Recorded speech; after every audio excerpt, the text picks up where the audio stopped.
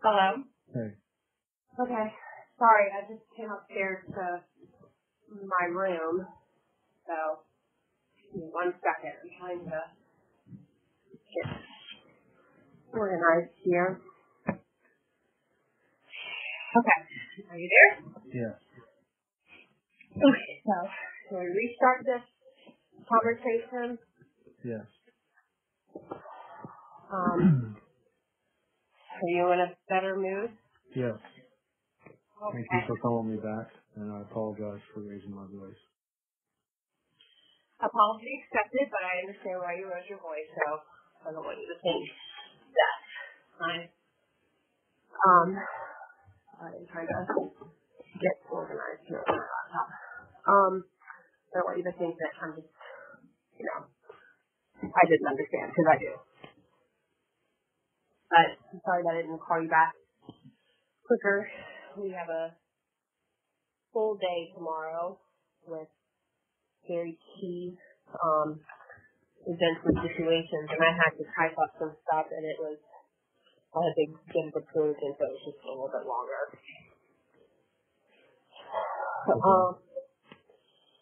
Okay, so how are you?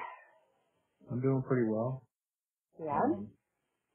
The luncheon went well with the pantry, and we're getting ready for another derby party. That's great! The derby party? Yes. That's great. I hope it goes well. Are a lot of people going? So far, it's pretty good turnout, but we always want more. So yeah. Same charity? People, yes. The more people that come, the better. So. Right. I forgot to ask you, you mentioned that you guys got a new director. What happened to Teresa? She's going to rejoin her husband and son in Connecticut.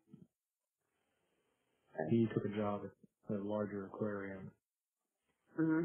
And they've been displaced for about a year now. So she gave us a lot. It was a big sacrifice for her. I'm sure. Who'd you guys replace her with? Her name is Robin Christine, and she's solid. I'm really impressed with her so far. She starts April 30th. All right, so coming up. Yep. That's good. Anything else besides that? With regard to what? Well, pantry. What else is going on in your life? And the pantry's going pretty well. Pig Man's is actually doing pretty well right now. So we're pleased with that. We needed it because we're hurting pretty bad for the winter, and opening up it was really hard to get open. Yeah, you told me that on the other night. Said you had to borrow money from your family. Yeah. Mm-hmm. And how's Top doing? He's hanging in there. I told him that you were going to write him a letter, and I think he'd rather just see you in person. Honestly. Well, I asked you what you thought would be the best thing when it came to Top, and you said write him a letter. So I wrote him a letter. That, but I think after speaking with him, I think he'd like to speak with you, just as you've spoken with me. Okay. I'm open to doing that. I mean, I have no problem talking to. I'd like to talk to you both separately. I think that I owe you both that. Why do you? I mean, I totally get that. I mean, I can understand separately, but I mean, we are. I mean, in the beginning, separately, and then I think we can talk all together. But I think that there are different subjects at hand, and I think that I owe you both the opportunity for you to be able to speak your heart and your anger towards me both. Sometimes when it's in a group, one, I think, in all honesty, I just don't think I can handle talking to you both at the same time. I think it would be a lot for me. Why? I think it would be really overwhelming for me, and it would be hard because that would be the first time that I would see you both, and I'd like to I'd like to sit down and talk with you both separately, and then together we could all sit down and talk again. But I mean, I know you both feel a lot of anger and questions towards me, and I want you both to be able to have the opportunity to express that, and I'd like to take that in each time. And I think that I owe you both apologies separately. And I think there's different things that I want to say to both of you. I mean, the same thing regarding work, but separately on certain things. Okay. Does that make sense? Yeah. Mm-hmm. I mean, what is it that you feel like you need to apologize about? There's a lot. There's a lot. There's deceit, lying, the money that I handled wrongly. And you can say it, Diana. Okay, the money that I stole. And it's helpful when you acknowledge from our end. We need to hear that. Okay. There's no... Well, there's no light way around it, and I get it. It's not nice. Let's just be open about it. I want to be open. If you really want to make this right, you got to step up to the plate. I'm not trying to... I want you to be comfortable talking to me, but... Well, that's why yelling on the phone with you is not helpful. No, I'm sorry that happened. And I'm not a victim. I'm not a victim, so I'm not saying that you can't express yourself, because you can. But I also know when someone's trying to be honest with you, it's a lot. It is a lot. It's the weight that I bear every single day until this is resolved, until I know that you are done right, and I can rest knowing that I was honest and I made it right, then I won't rest. And so I want you to understand that I bear this burden every single day of what I did for you, that I lied to you, that I took the money from you, that I handled the other money wrong. I wear it every single day, Richard. I am deeply, deeply sorry. It's not even that I'm sorry. No, I can't even explain to you how I feel. I just can't. I never in my life thought that I would get so deep into that situation. I didn't even know when it all was said and done and I was looking through stuff, I had not even realized some of the stuff. I didn't even realize. And I think I was so caught up in some of this crap going on and that I allowed myself to get involved in. And this is a bigger topic between you and I personally, not even just business. And there was at one point when I finally caught it, I knew that there were two roads I could have taken at that point. I could have went to you and said, I really messed up. And I just realized that I really messed up.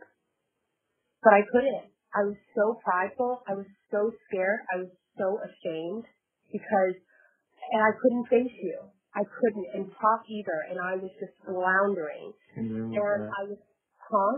And what time frame are you talking about? When was that you realized that? Was after I got back traveling, and I didn't even realize when I got back and Pop was talking to me that he was talking about me.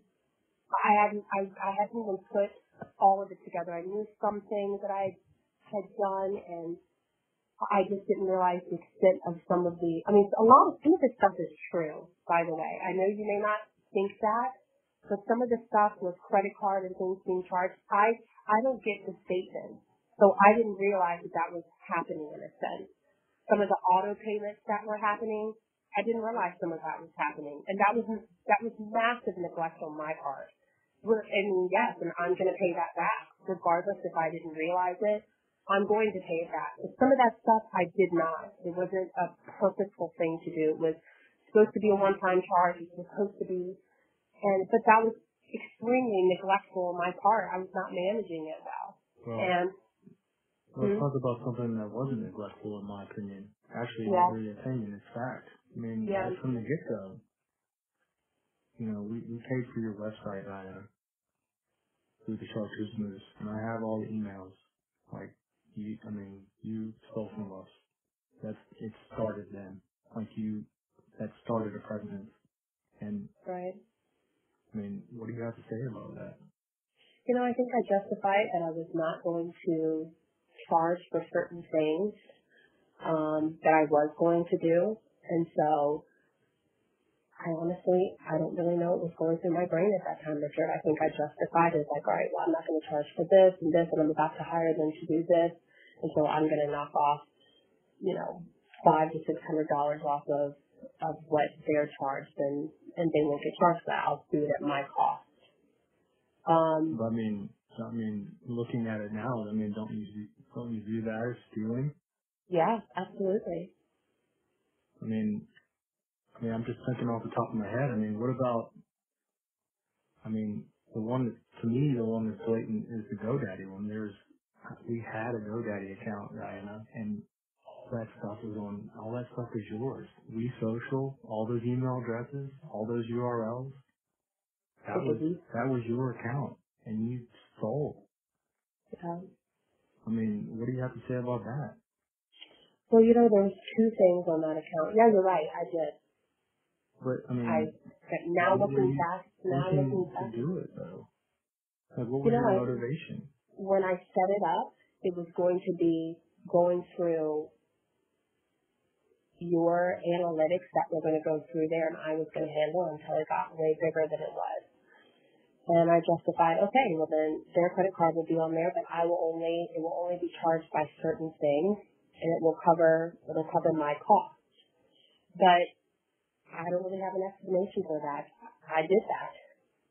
And the way that I justified it was how I was going to be billable. It was going to be billed cheaper than it was. And you know how all this, how Top found out, right? No, I don't.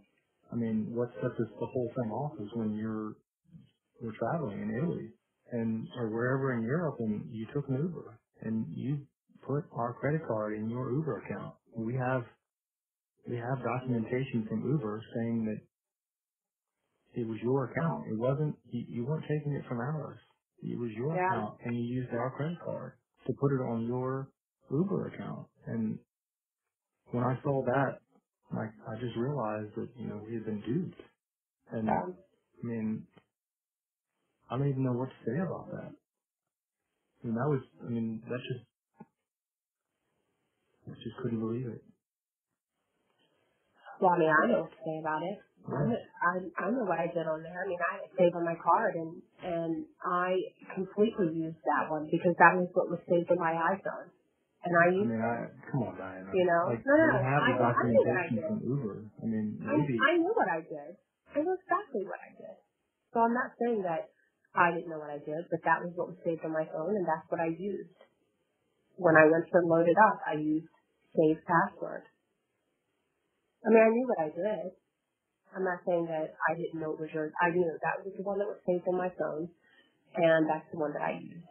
And, another one, it's all kind of like the Facebook. I know that a lot of those charges were just poor spending and absorbent.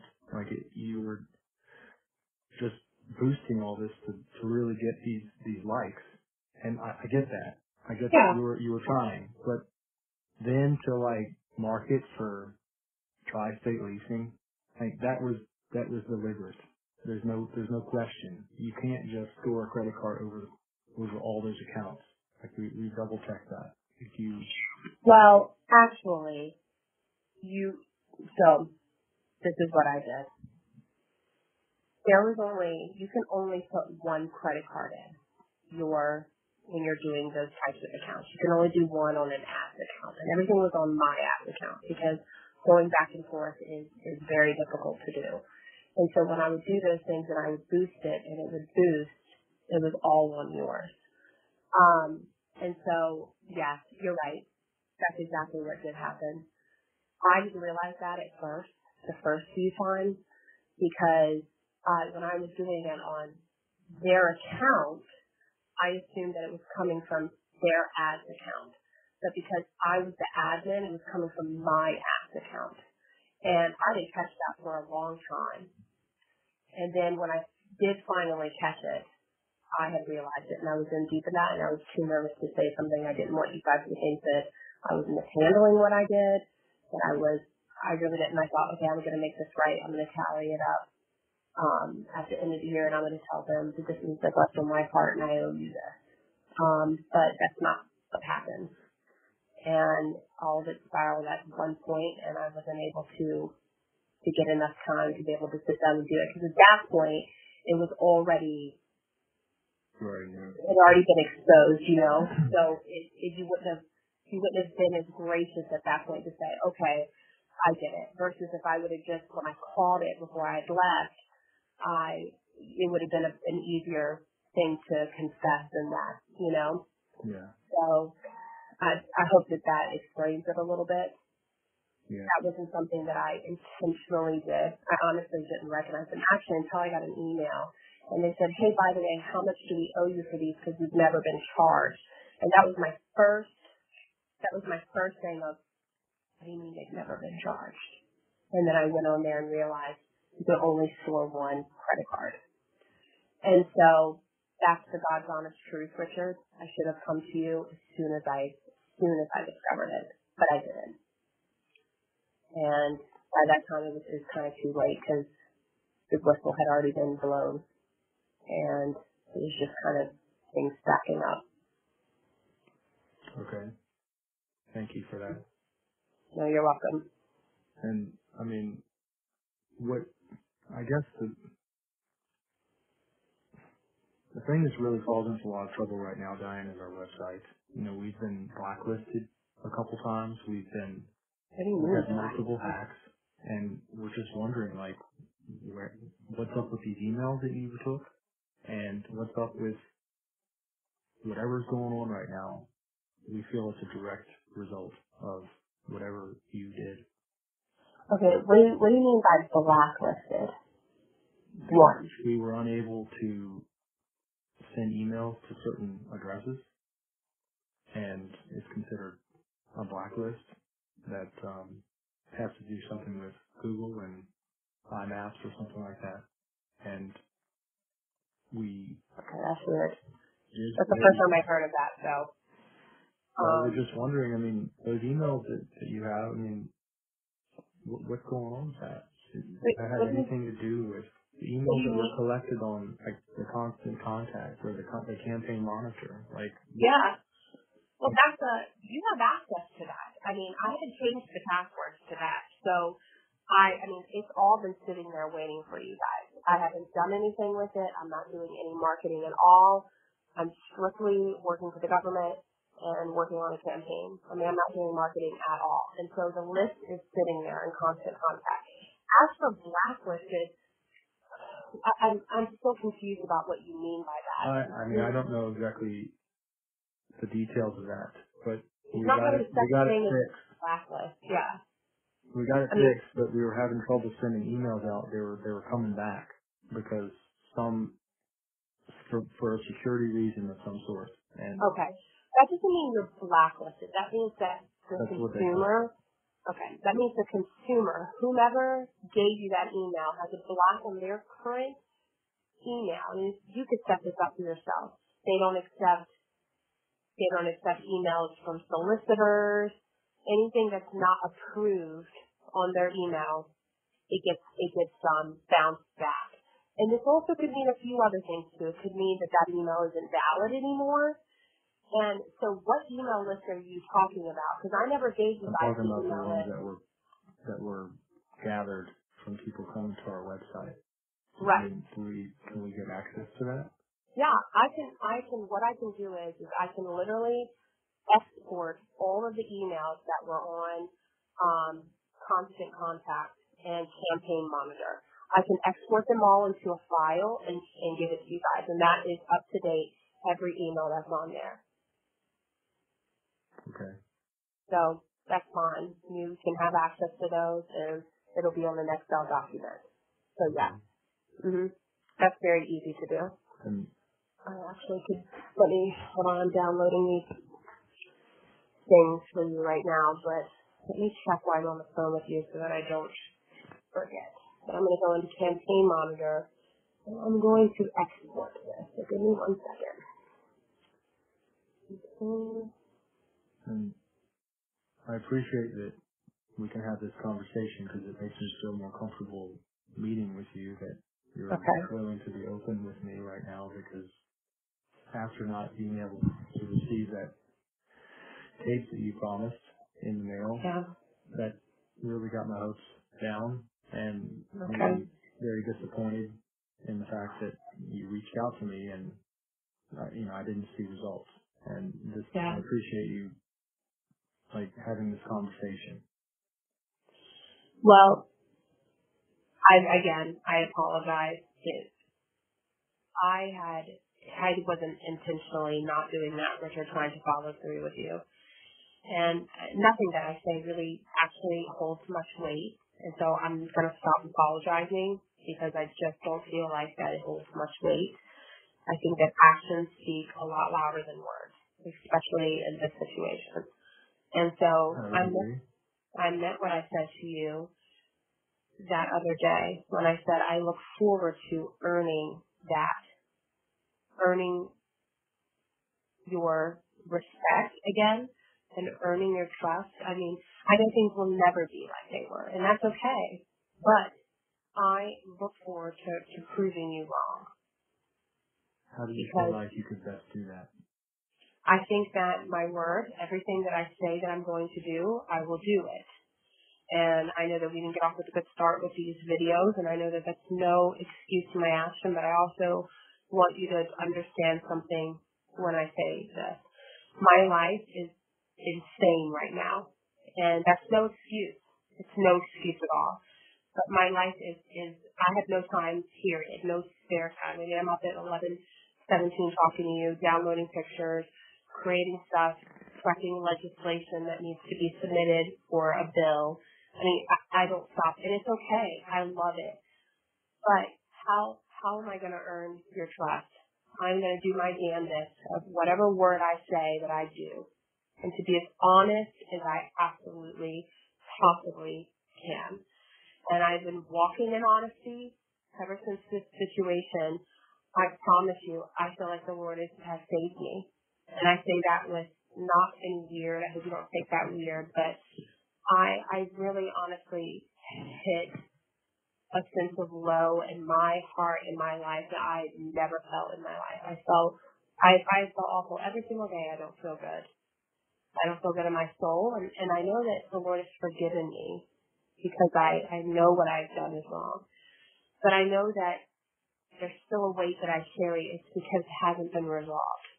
And in order to continue to walk in honesty and to put your best foot forward and do your best, as you have to resolve and make right what you've done wrong. And it doesn't happen overnight. It takes time, and I'm aware of that. And so the good thing is that I haven't really done a lot of people wrong here. And so I have to fix this with you guys, and I have to, the things that I have done, I have to make right on it. I don't need to keep repeating myself, but that's pretty the simplicity of it, is what I've done wrong needs to be made right. And then once it's made right, and my debt is paid, to be walking forward is a lot easier. Because through that process, when you've proven yourself to work as hard as you can to make your debt paid, I think a lot of people see change in that. And I don't think that everybody could be willing to do that. But I am willing to do it. I'd like to hear that. How much do you think you owe us?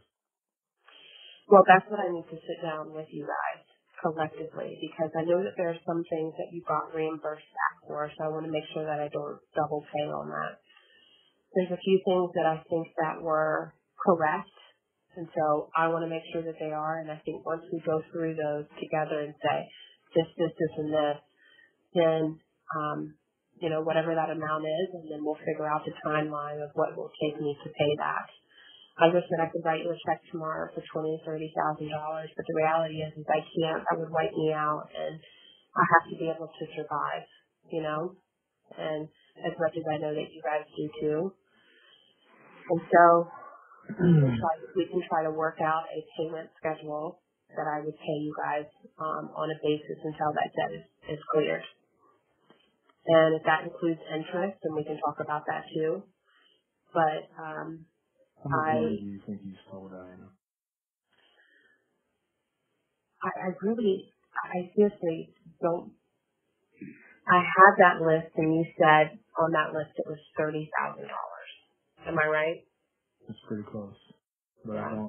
not all of that. I think some of that is misappropriation of funds. I think some of that is just haphazard spending. And but I do think, I am certain there is quite a bit of theft in there too. What do you have to say about that? You're probably right. And it's been, you are right. You're definitely right on a lot of it. And you're right about misappropriation and excessive spending. You're right. And so I don't think there's any way to get around that. So yes, you're right. I mean, to you, I know I've just mentioned a couple things. Mhm. Can you think of any others? No, because I never took any money from you guys. Physical money. Everything was on the card. Nothing that I ever did was outside of the card. Checks that you guys wrote me, that was checks that you guys wrote. But besides that, I wouldn't have had access to anything. So that's what I meant the card. okay. No,